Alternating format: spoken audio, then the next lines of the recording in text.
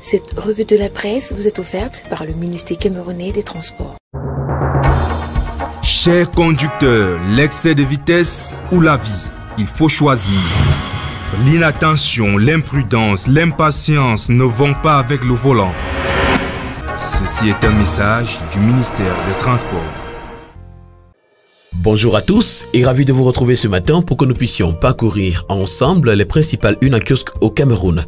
Commençons ce matin par le quotidien bleu d'Aman Mana, le jour qui nous amène dans le département du Noun, dans la région de l'Ouest du Cameroun, où un accident a fait 8 morts. Le drame s'est produit hier dans la localité de Djimoum.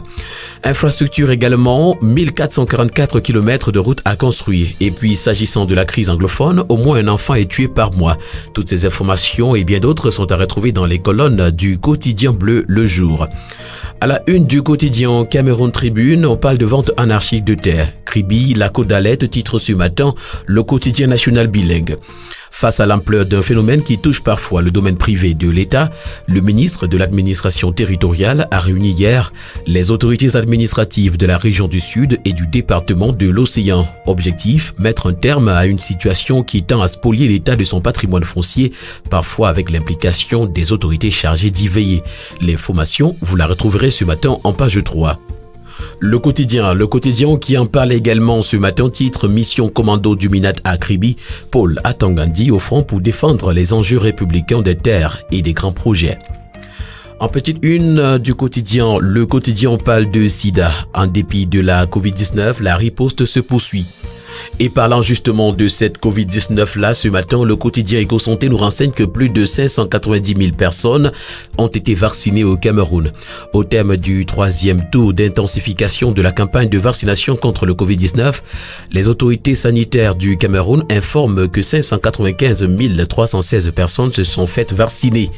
Au moment où le variant Omicron circule en Afrique, il est urgent pour les populations de se faire vacciner contre cette pandémie tout en respectant les mesures barrières édictées par les pouvoirs publics. L'information est à retrouver ce matin en page 6. En petite une, on parle de l'hôpital régional de Garoua, une femme à la tête de la structure. Et puis couverture santé universelle, les étudiants en médecine renforcent leur compréhension du sujet à Douala. À la une du quotidien Mutation ce matin, grade universitaire, les mots du jury. Le CINES et les candidats dénoncent des dysfonctionnements et manquements dans l'évaluation des enseignants. Le secrétaire permanent du comité consultatif des institutions universitaires s'explique ce matin des pages 7 à 9. En petite une, on parle de répression. Maurice Kamto, non grata à Douala. Et puis travail de nuit des femmes. Retrouvons le plaidoyer des entreprises industrielles. Dans les colonnes du premier news magazine camerounais Défi Actuel, retrouvons les accords de partenariat économique en grande une. Les entreprises réalisent 32 milliards d'économies en 5 ans. 10 principales filières d'activité en ont tiré profit, même si seulement 19,5% des entreprises avouent avoir ressenti un impact positif de la mise en œuvre de ces accords.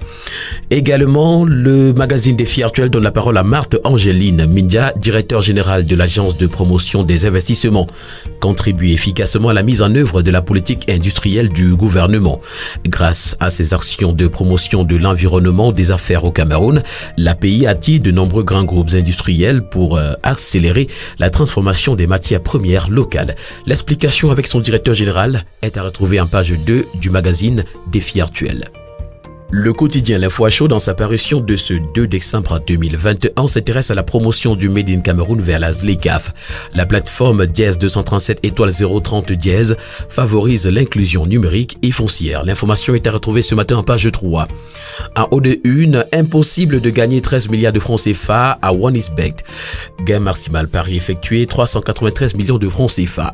Face aux députés, 586 milliards de francs CFA ont été sollicités par le ministère des Travaux publics. Numérisation de l'état civil, le BUNEC démarre les opérations par le Fundi. Et puis média, Jolikoum, nouveau directeur général de LTM Télévision.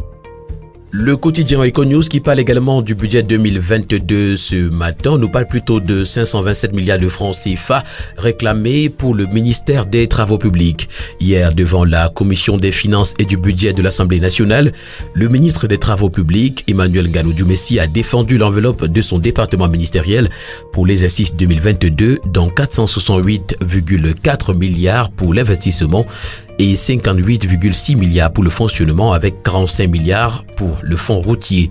L'ingénieur de l'État a répondu à plus de 12 questions des députés, parmi lesquelles « Pourquoi passe-t-il trop à la télévision ?» Le bi-hebdomadaire La Voix des Jeunes qui parle du festival Sahel Week 2021 nous renseigne que cela a été un succès total. La 9e édition de ce festival culturel, dont le leitmotiv est la promotion de la culture sahélienne dans le Grand Sud Cameroun, s'est déroulé du 20 au 28 novembre 2021 à Yaoundé. Cet événement organisé par l'Association des jeunes dynamiques et solidaires de Madame le maire Adidja Chérif entre en gare sur très bonne note. L'information est à retrouver des pages 3 à 4. On parle également en page 5 de jeux de hasard. Le Jambo veut la mort des jeunes Camerounais. E-commerce également en page 6, un secteur en plein essor. Et puis en page 7, écran noir 2021, les lauréats sont désormais connus. Bataille pour le contrôle du football, il y a même quoi à la FICAFOOT, s'interroge ce matin l'hebdomadaire Le Témoin. Depuis une dizaine d'années, les batailles fratricides pour le contrôle de la FICAFOOT divisent l'opinion, le gouvernement et les instances fêtières du football. Le professeur Joseph Oona, Maître Api, Tombi Aroko, Seydou Bombodoya ont tous échoué, mais caressent l'espoir de rester à la FICAFOOT. Etofis peut-il être le Messie? S'interroge ce matin l'hebdomadaire Le Témoin. Le décryptage est à retrouver en page 3. À la une de La Voix du Centre, on parle de logistique. Le journal nous renseigne que les ports africains se digitalisent.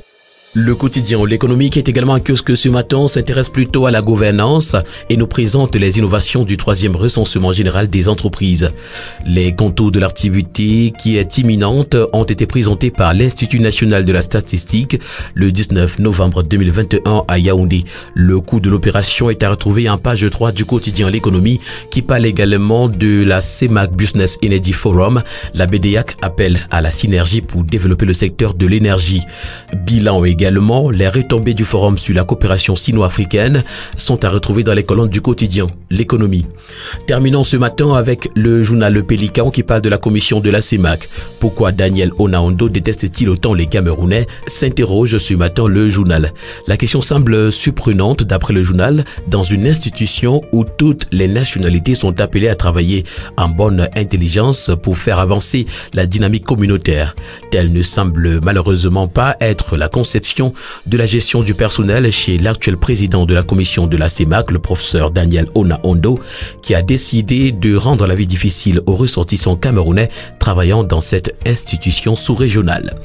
Mesdames et messieurs, toutes ces informations sont à retrouver en kiosque ce matin. C'est tout en ce qui concerne la revue de presse camerounaise, 2e édition de ce mois. Merci de l'avoir suivi et surtout n'oublions pas qu'acheter un autre journal au prix de 400 francs seulement, c'est participer significativement à la vie de la presse au Cameroun. Bonne journée à tous.